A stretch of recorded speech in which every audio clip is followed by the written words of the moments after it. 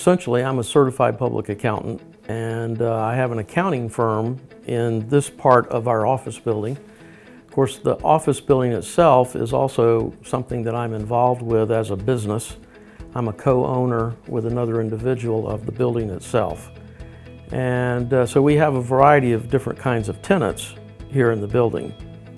From NASCAR has offices in the building, as well as a number of attorneys.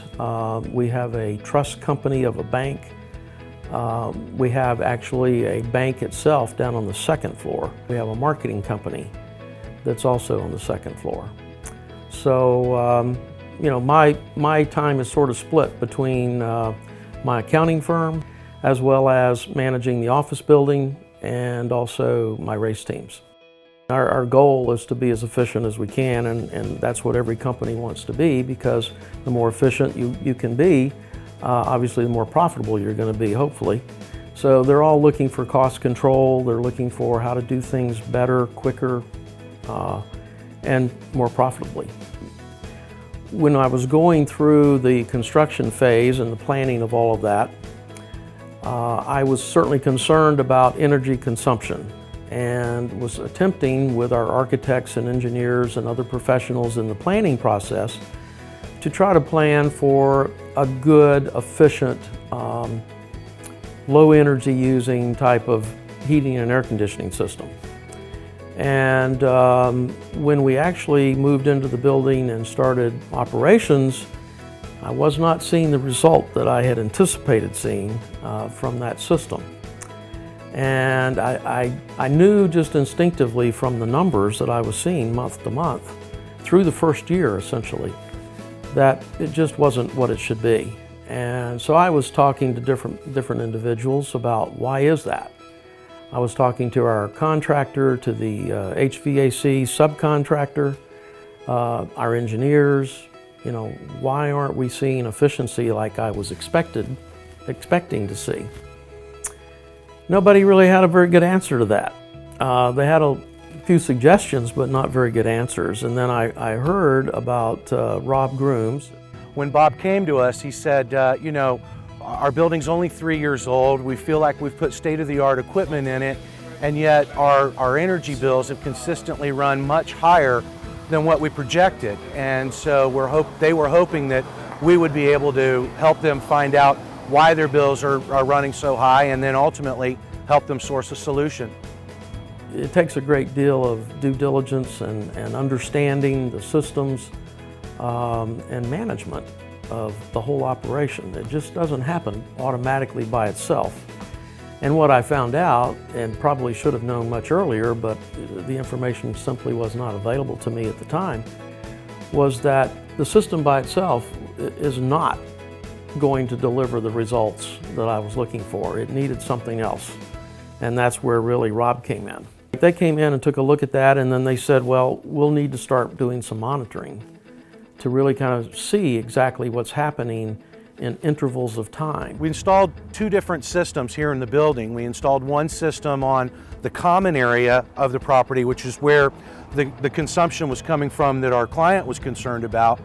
And then we also installed a system on the balance of the building, which helped us to understand when the building was actually occupied. So, you know, as a result, we were able to put together, you know, the processes that were happening, basically the cooling of the building. We were able to go ahead and mirror that up with the actual times that the building was occupied versus air conditioning the building when it was unoccupied. The Enigin monitoring system that is connected, as I understand it, to our power service coming into the building. It's basically monitoring the power usage through that system. And with that, then of course we began to learn a great deal more about how to manage and control this system and start seeing the results, which we saw immediately. I mean, it started from the beginning of that monitoring process, and it was not too difficult to see some immediate results, and then it just got better from there. So I have access to this remotely and online here in my office, where I can look at that data daily, what effect I'm getting to sort of tweak it to be its best, most efficient. I need that data that comes out of the equipment.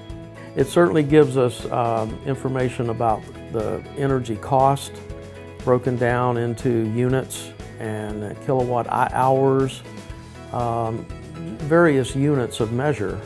I sort of focus on dollars because I'm a CPA and that's what I deal with. So I'm looking at what did it cost me for my energy use in March of 2011 versus March of 2012, and so on month by month or period by period. And you know, I continue to track this cumulatively from the time we started this new system. And it appears through the month of June, which we've just completed, that we are almost at 100% payback on our investment in this equipment, which is outstanding, I would say, because that's considerably better than I was even told it would be. I was told it would be 2 years, and actually it's closer to 1 year. This 1 month period, which was in June, this past June 2012 to June of 2011, the results are about, well, in cost dollars, about a 38% savings in that period of time. So again, almost a 1 year payback. Not a complicated process, so it doesn't take a long time to get up to speed on that, and then you start using it and seeing the results immediately. And of course, the main selling point, again from my viewpoint, is that it pays for itself. The dollar savings is quite astounding. And the Enigin Endoscope system is what I would recommend to anybody. I have recommended it to others and will continue to do so. This client is a unique client. They own multiple properties, and so as a result of our validated success here through the endoscope and through their utility billings, we're now talking with them about moving on to the next building, which happens to be a marina complex that's right next door.